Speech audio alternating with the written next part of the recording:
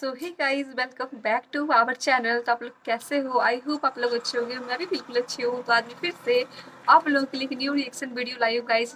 आज मैं जिस सॉन्ग पर रिएक्शन करने वाली हूँ, सॉन्ग का नाम है हरी हरी ओढ़नी। ये सॉन्ग पवन भैया का है। सॉन्ग बहुत ही अच्छा है गाइस, बहुत ही धमाकेदार है। 2 मंथ में 128 मिलियन, आप सोच सकते हो इतना व्यू। मतलब बिल्कुल धमाकेदार है, मतलब धमाका मचा दिया इन्होंने।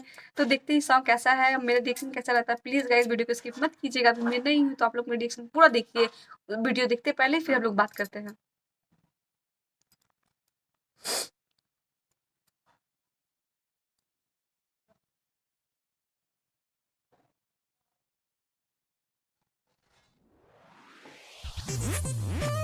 अरे ओढ़नी ओढ़नी,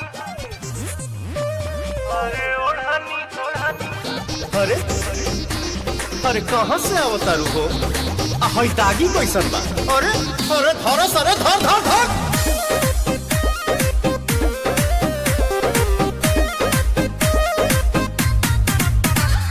काहे पीछा पड़ल बड़ा हमारे पमरल बड़ा मटकू की पिया तारा दूध से सचरल बड़ा।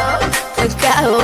ऐसा नहीं है तो के कर जगवलू हा भगिया गोरी, पुतवलू हा अगिया गोरी। तो हरी हरी ओढ़नी तो हर छूटल कवन बगिया गोरी। तो हरी हरी ओढ़नी तो हर छूटल कवन बगिया गोरी। अरे काहे बताई?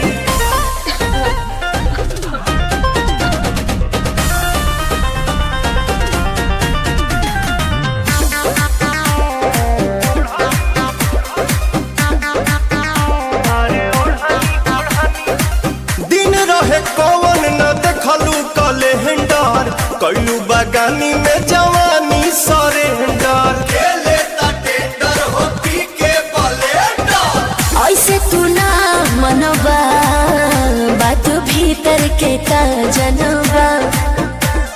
छोटे में खोटे लू सगिया गोरी, एही से लागल बा दगिया गोरी। तो हरी हरी ओढ़नी तो हर छूटल कमना बगिया गोरी। अच्छा हरी ओढ़नी तो हर छूटल कमना बगिया गोरी। क्या कमेंट लाती है यार।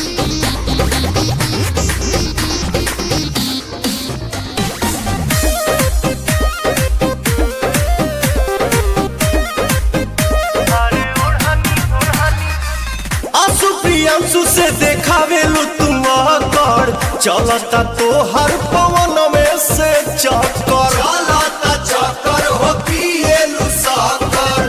भेद जन खोला हो, चाहे का बोला हो। तुअरे के बुझलू पलंगिया गोरी, काटे ले टाइल अलंगिया गोरी।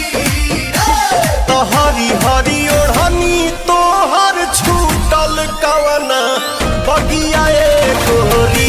तो हरी हरी ओढ़नी तो हर छूटल कवना बगिया गोरी।